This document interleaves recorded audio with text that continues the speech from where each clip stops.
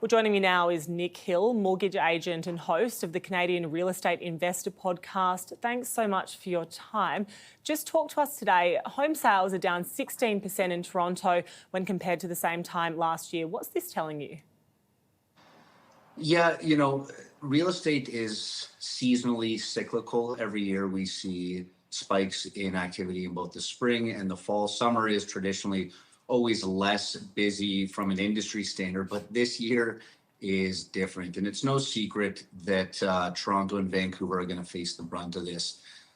I can tell you anecdotally, my business has been slower as a mortgage agent. All the real estate agents I work with has been slower as well. But don't listen to me, listen to the numbers. Numbers always speak louder than words. All we need to do is look at certain data points. It takes 296 months or 25 years to save up for the required down payment for the average house in Toronto, and 57 months or 5 years for a condo. Now you need to make essentially $250,000 to afford that house, or $170,000 to afford that condo. And if we look at the median household income after taxes, it's around $70,000. So the disparity there is just huge. It really just comes down to an affordability crisis, and simply put, and sadly put, almost no one can afford to buy a home in this economy. We have a lot of challenges we are facing right now.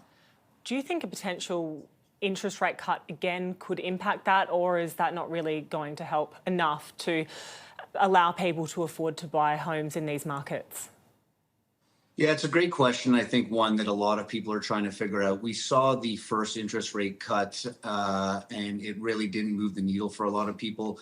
Larger developers that have massive loans out tied to that interest rate, of course, it would help them. But for the average Canadian, it's not going to really make a difference. There's other things that we need. And even the Bank of Canada is saying that housing affordability is about boosting supply. It's not about lowering interest rates. We need to get inflation down. Our job numbers and our GDP are down. We're breaking new records for housing supply deficits. And then on the construction side and the development side, we're facing challenges. And that's really where it all starts. We're losing 700,000 skilled trades members to retirement in the next 3 years without a plan to replace them. Not only that, but Canada also has the second worst construction permit delays in the OECD.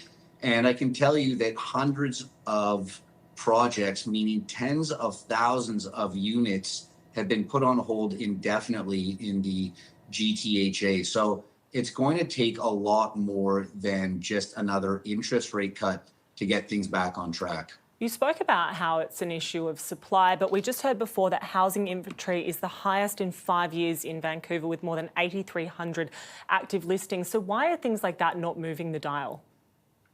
Again, no one can afford the supply that is coming to market right now, right?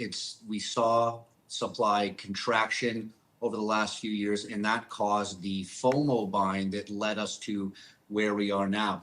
Now, a lot of those houses, especially Toronto and Vancouver, where it's the $1.5 million, $2 million mark, you simply don't have enough Canadians that can afford to buy those houses, whether to live in or as some kind of investment property. There's simply not enough Canadians out there that can afford to do that, or that are looking at real estate in that category as a good investment right now. All right, Nick, thank you so much for your analysis today. Nick Hill, mortgage agent and host of the Canadian Real Estate Investor podcast.